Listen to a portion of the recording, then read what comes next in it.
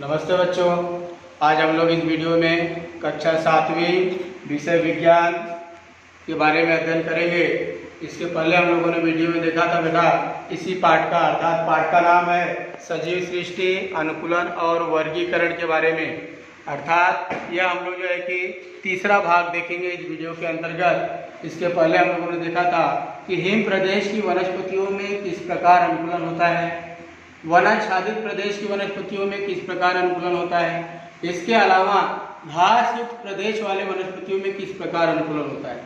तो ये हम लोगों ने जो है कि भौगोलिक दृष्टि से अर्थात कहाँ कहाँ पे जहाँ पे वनस्पतियाँ पाई जाती हैं किस प्रकार अपना अनुकूलन स्थापित करती हैं, इसके बारे में हम लोगों ने देखा था।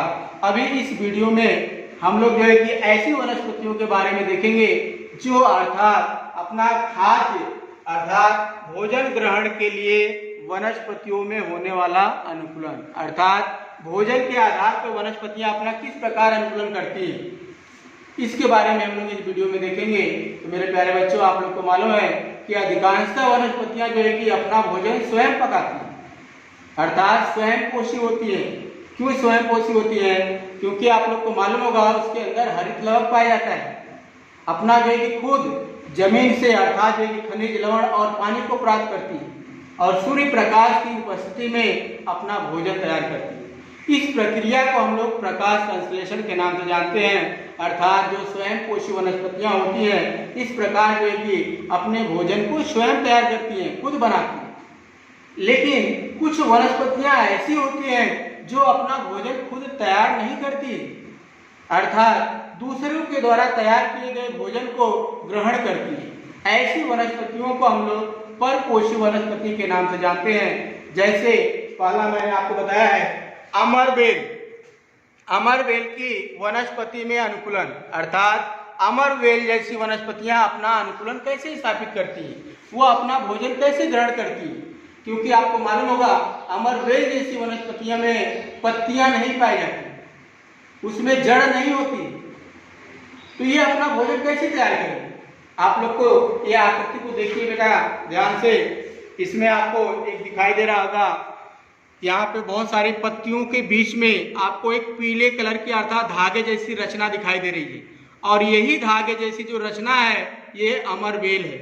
अर्थात अब इस अमरबेल को देखिए, इसमें जो है कि इस पीले आकृति में आपको न पत्ती दिखाई दे रही है न जड़ दिखाई दे रहा है, केवल यह धागे जैसी रचना है, अर्थात यह तना है।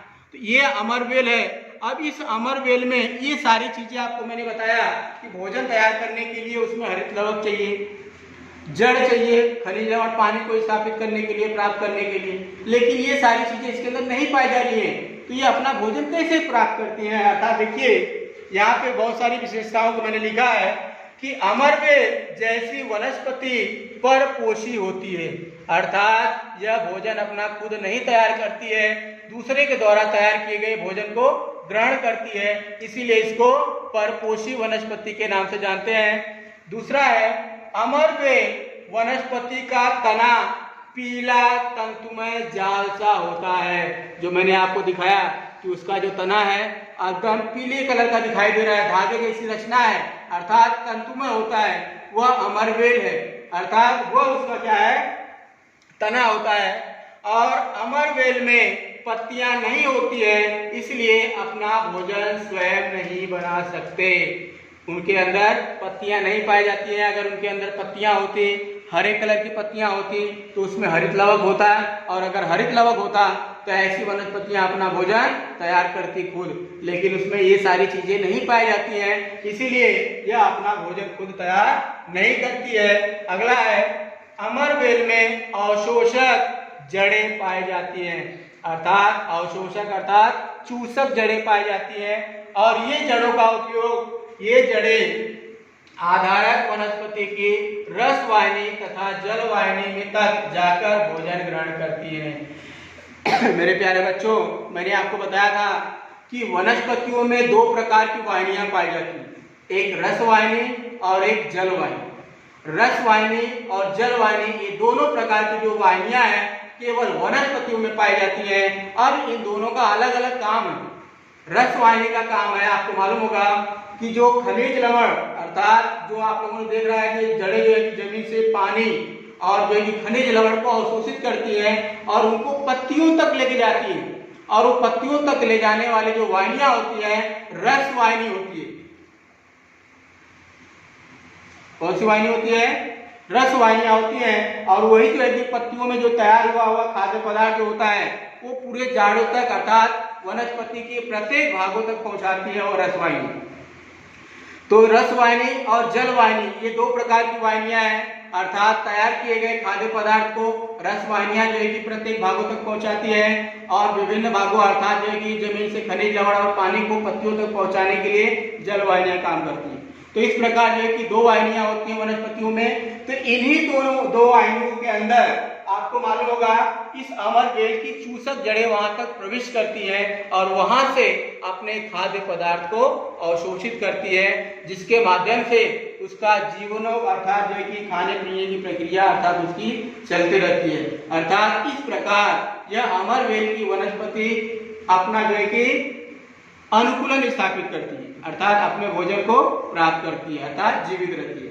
अगर उसके अंदर ये सारी विधि अगर नहीं पाई जाती तो आपको मालूम होगा कि वह वनस्पति जीवित नहीं रहती अर्थात उसके लिए इस प्रकार की वनस्पतियों में ऐसा अनुकूलन पाया जाता है। अगला है फफूंदी। फफूंदी के बारे में भी आप लोग जानते हैं। अगर फफूंदी को अगर देखना है अगर जांचना है तो आप लोग क्या करें कि एक पाव रोटी का टुकड़ा ले लीजिए या रोटी का टुकड़ा ले लीजिए, उसमें थोड़ा सा पानी की बूंदे मारकर जो है कि उसको डब्बे में बंद करके रख दीजिए। 2-4 दिनों के बाद आप देखेंगे उसके ऊपर एक सफेद कलर की परत दिखाई देती है। वह सफेद कलर की परत क्या है? फफूंदी। और उसी को विज्ञान की भाषा हम लोग कवक के नाम से भी जानते हैं।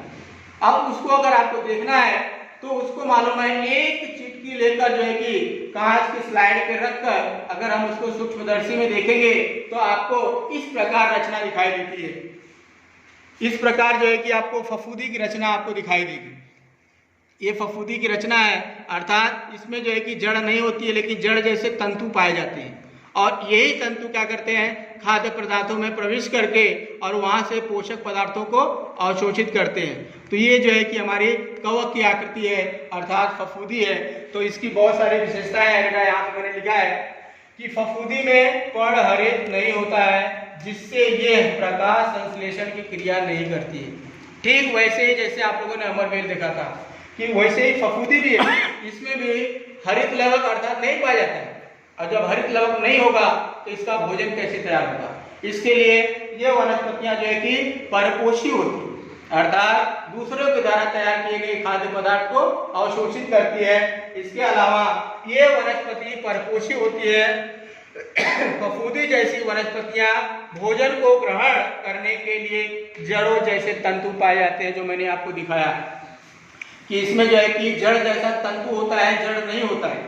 और यह जो है कि खाद्य पदार्थ में क्या करते हैं प्रविष्ट हो जाते हैं और वहां से उस चूसक जड़ के माध्यम से खाद्य पदार्थ को अवशोषित करते हैं। इस प्रकार जो है कि फफूंदी जैसी वनस्पतियां अपना भोजन के कारण जो है कि इस प्रकार अपना अनुकूलन स्थापित करती है अर्थात अपना भोजन को प्राप्त करती है। इसके अलावा अगला है कीट भक्षी वनस्पतियां। मेरे प्यारे बच्चों, कीट भक्षी वनस्पतियों के नाम आप लोगों ने सुना होगा।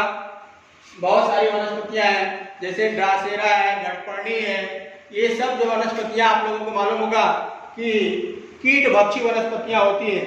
अब इन वनस्पतियों की बहुत सारी विशेषताएं होती है। ऐसी वनस्पतियां आप लोग को मालूम होगा कि खास तौर पे इन वनस्पतियों को भोजन के लिए, भोजन तैयार करने के लिए अर्थात इनको जो है कि वृद्धि के लिए, इनके विकास के लिए इन वनस्पतियों में नाइट्रोजन, फास्फोरस और पोटेशियम जैसे घटकों की आवश्यकता होती है। मेरे प्यारे बच्चों, अगर इनमें से कोई भी घटक अगर उनको कम होता है या नहीं मिलता है तो उनकी वृद्धि रुक जाती है। तो इस प्रकार जो है कि कीट भक्षी वनस्पतियों को अर्थात ऐसे वनस्पतियां जो है कि दलदल युक्त क्षेत्रों में ज्यादा मात्रा में पाई जाती है अर्थात ऐसी जगहों पे जहां पे नाइट्रोजन की कमी होती है। अब उस नाइट्रोजन की कमी होने के कारण ये वनस्पतियां अर्थात कीटकों का भक्षण करती हैं। कीटकों का भक्ष करके जो है कि अपने भोजन को प्राप्त करती है अर्थात नाइट्रोजन की पूर्ति करती है। तो ऐसी वनस्पतियों को हम लोग कीट भक्षी वनस्पतियों के नाम से जानते हैं। जैसे ड्रासेरा है, घटपर्णी है, ये सब क्या है कीटभक्षी वनस्पतियां हैं। अब इन वनस्पतियों के बारे में आपको मैंने बताया यहाँ पे कि बहुत सारी विशेषताएं हैं। जैसे आप लोगों को मैंने पहले दिखाया कि इन वनस्पतियों की वृद्धि के लिए नाइट्रोजन, फास्फोरस और पोटेशियम जैसे घटकों की आवश्यकता होती है। अगर जहाँ पे ये सारे घटक नहीं पाए जाते हैं वहाँ पे इस प्रकार की वनस्पतियां पाई जाती हैं। अर्थात जिस जमीन में नाइट्रोजन की कमी होती है वहां पर इस प्रकार की वनस्पति पाई जाती है। अर्थात ऐसी जमीन में जहां पे नाइट्रोजन नहीं प्राप्त होता उनको भोजन के लिए, क्योंकि नाइट्रोजन उनकी वृद्धि के लिए बहुत आवश्यक है, और जब नाइट्रोजन नहीं मिलेगा तो उनका विकास नहीं होता है। तो इन वनस्पतियों में कीटकों को आकर्षित करने की क्षमता पाई जाती है। इस प्रकार की वनस्पतियों में उनके पत्तियों और फूलों में अनुकूलन होता है। मेरे प्यारे बच्चों, मैं आपको एक आकृति दिखाता हूँ। यहाँ पर ये आकृति को देखिए, ये आपको जो है कि वीनस फ्लाईट्रैप नामक वनस्पति की आकृति है। यह जो है कि कीटभक्षी वनस्पति है। इसके आप लोग देखे होंगे कि ये जो इसकी पत्तियां हैं, आप लोग देखिए यहाँ पे इस पत्तियों की आकृति आपको अलग दिखाई दे रही है। ऐसा लग रहा है जैसे आप लोग मालूम है दीपावली के समय में हम लोग जो है कि करंजी अर्थात बनाने के लिए जिस प्रकार की जो उसका यंत्र होता है, उस यंत्र के माध्यम से देखिए उसकी आकृति है। तो मेरे प्यारे बच्चों, ये इस प्रकार जो है कि ये खुला रहता है। अर्थात इस यंत्र में आप लोगों को देखे होंगे जो गाँव घर में गुजिया बनाते हैं, गुजिया बनाने के लिए जो यंत्र होता है उसी प्रकार से इसकी पत्तियां होती हैं। अर्थात जब इसकी पत्तियां खुलती हैं तो इस पत्तियों में आपको मालूम होगा वह कीटक आके बैठ जाते हैं, और जैसे कीटक उसके अंदर बैठते हैं वह पत्तियां जो है कि ढक जाती हैं। अर्थात वह कीटक उसके अंदर अटक जाता है, और इस प्रकार जो है वह उसके अंदर अटकने से वह धीरे धीरे जो है कि उसका जो है कि लिक्विड रूप में रूपांतरित हो जाता है। अर्थात वो उनकी जो तना है वो उसको क्या करता है, अवशोषित कर लेता है। अर्थात इस प्रकार जो घटपर्णी वनस्पतियां होती हैं वह अपना भोजन अर्थात नाइट्रोजन की पूर्ति करती है। अर्थात ये वनस्पतियां कीटकों का भक्षण कर रही हैं, इसीलिए ऐसी वनस्पतियों को हम लोग कीटभक्षी वनस्पति के नाम से जानते हैं। तो मेरे प्यारे बच्चों, तो इतनी सारी चीजें हम लोगों ने जो देखा ये वनस्पतियों के बारे में देखा। इसके पहले हम लोगों ने वनस्पतियों के बारे में बहुत सारी चीजें देखे कि वनस्पतियां जो है कि किस परिवेश में किस प्रकार जो है कि अपना अनुकूलन को स्थापित करती हैं। आज हम लोगों ने उसके भोजन के संबंध में भी देखा कि अलग अलग प्रकार की अलग अलग जगहों पर वनस्पतियां अपना भोजन किस प्रकार जो है ग्रहण करती हैं। कुछ वनस्पतियों का आप लोगों ने देखा कि जो अपना भोजन स्वयं तैयार कर सकती है, अर्थात उसके अंदर हरित लवक पाया जाता है, प्रकाश संश्लेषण की क्रिया करने की उसमें क्षमता पाई जाती है, इसलिए ऐसी वनस्पतियां स्वयं पोषी होती हैं। लेकिन जिन वनस्पतियों में हरित लवक नहीं पाया जाता है, प्रकाश संश्लेषण की क्रिया नहीं कर पाती है, ऐसी वनस्पतियां परपोषी होती है, जिसके बारे में आप लोगों ने ये सारे देखी। तो मेरे प्यारे बच्चों, तो इतनी सारी बातें हम लोगों ने वनस्पतियों के बारे में देखा। अब हम आगे देखेंगे कि प्राणियों में अनुकूलन, कि प्राणी अपना अनुकूलन कैसे स्थापित करते हैं। तो मेरे प्यारे बच्चों, जिस प्रकार आप लोगों ने देखा कि वनस्पतियां अपना अनुकूलन स्थापित करती है, उसी प्रकार से प्राणी भी अपना अनुकूलन करते हैं। प्राणी भी अलग अलग जगहों पे पाए जाते हैं, और अलग अलग जगहों पे पाए जाने के लिए उसके अंदर अर्थात ऐसे जो की क्षमता पाई जाती है, और जिसके माध्यम से वो अपना अनुकूलन स्थापित करते हैं। अभी हम लोग देखेंगे कि पानी में पाए जाने वाले जो प्राणी हैं वो किस प्रकार अपना अनुकूलन स्थापित करते हैं। पानी के अंदर आप लोगों को मालूम होगा कि कौन कौन से प्राणी पाए जाते हैं। मछलियां पाई जाती है, मेढक पाया जाता है, इसके अलावा और भी बहुत सारे प्राणी पाए जाते हैं। तो वो अपना अनुकूलन कैसे स्थापित करते हैं, जो पानी के अंदर पाए जाते हैं।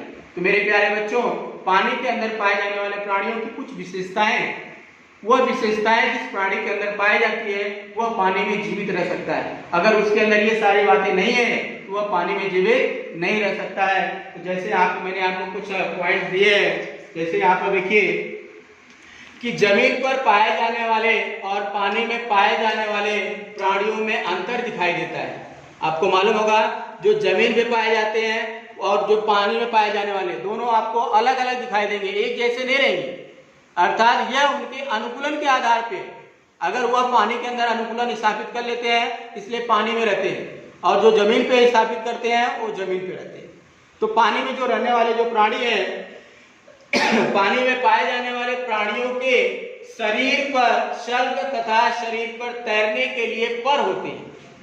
अभी आपको मालूम होगा पानी के अंदर जो प्राणी पाए जाते हैं, खासतौर पर मछलियों को देख लीजिए, तो उनके शरीर के ऊपर शल्क पाए जाते हैं और इस शल्क से उनके शरीर की रक्षा होती है और साथ ही साथ उसमें पर होते हैं, पर जिसके माध्यम से मछलियां पानी में आसानी से तैर सकती हैं और इसीलिए यह उनके अनुकूलन के आधार पे है। अगला है कि शरीर का आकार दोनों ओर सकरा होता है। आप लोग देखिए मछली को, आप लोगों ने देखा होगा कि मछली के दोनों तरफ, उसके मुंडी की तरफ और उसकी पूंछ की तरफ आप देखे होंगे कि सकरा भाग दिखाई देता है और बीच में मोटा हुआ दिखाई देता है, अर्थात दोनों तरफ सुंडाकार होता है और इसके कारण वह मछलियां पानी के वेग को, अर्थात जो है कि धाराओं को चीरकर आगे बढ़ सकती है। अगर ऐसा नहीं होता तो पानी के बहाव के साथ बह जाती है, लेकिन वह धाराओं को भी चीरकर आगे बढ़ सकती हैं। इसके लिए उनके दोनों सिरे जो है कि सुंडाकार होते हैं, अर्थात सकरा पाए जाते हैं।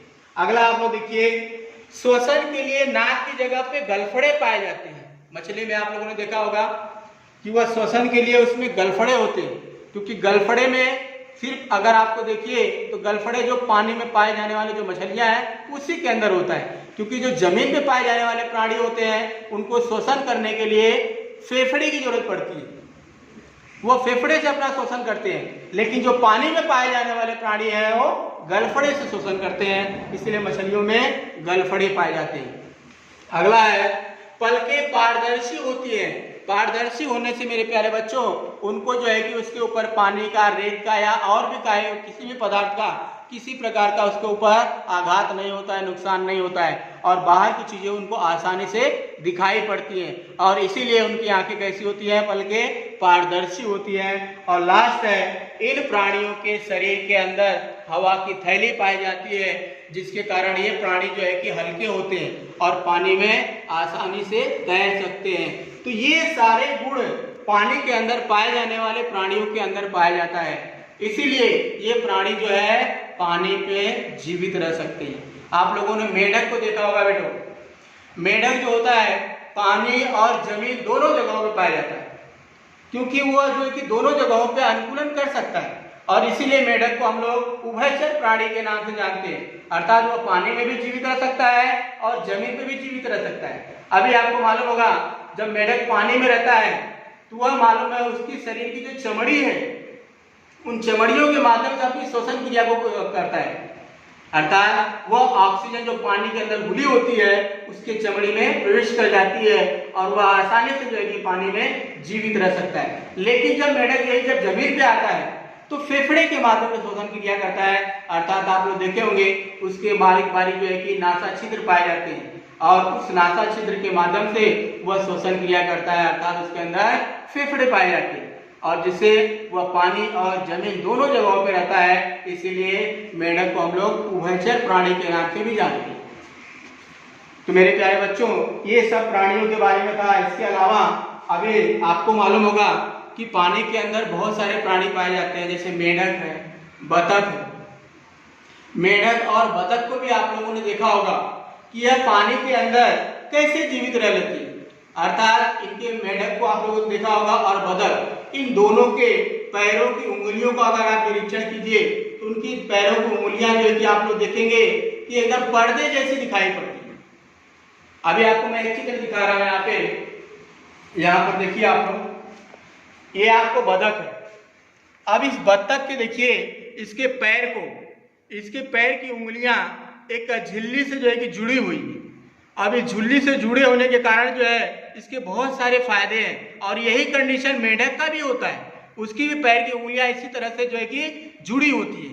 अब जुड़ी होने से इसका उपयोग जो है कि वह पतवार की तरह कार्य करता है, अर्थात पानी के अंदर आप लोग को मालूम होगा नाविक के पास पतवार होता है और उस पतवार के माध्यम से नाव को फेंकर आगे बढ़ता है, जिससे जो है कि नाव को पानी में आसानी से आगे की ओर धकेल लेता है। सेम कंडीशन वही यहाँ पे भी है कि मेढक को चाहे बतख हो चाहे एनीथिंग पानी के अंदर पाए जाने वाले प्राणी, उनकी उंगलियां जो होती हैं पर्दे नुमा एक दूसरे से जुड़ी हुई होती है और जुड़ी हुई होने से यही फायदा होता है, वह पानी को जो है कि